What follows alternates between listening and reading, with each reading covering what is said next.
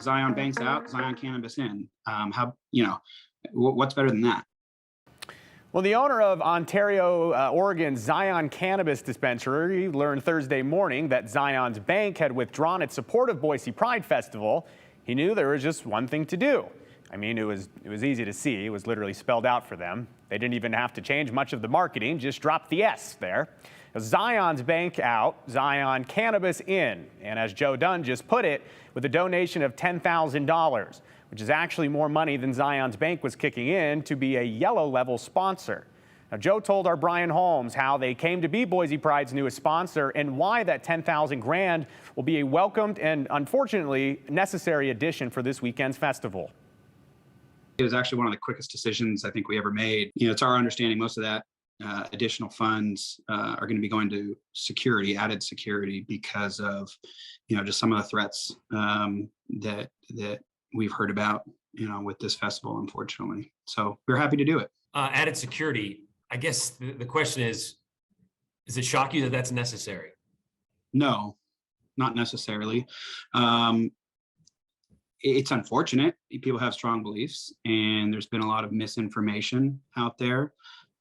We're seeing a lot of the same anti-gay tropes that you've been hearing for decades in one form or another. The fact that there's so much hate going around and so many threats of violence at a First Amendment gathering is a little surprising. But again, this isn't anything new. Zion's Bank was the first one to remove themselves from Boise Pride. So obviously that seemed like a perfect fit for you guys to slide in and not have to change much of the language. Right. Yeah, there was an opening under Zion. So we just kind of jumped in. And to be honest, that was a spineless move. If you're going to come out and be a big sponsor and support Pride, you got to have at least a little bit of backbone. You can expect the anti-gay rhetoric to come out.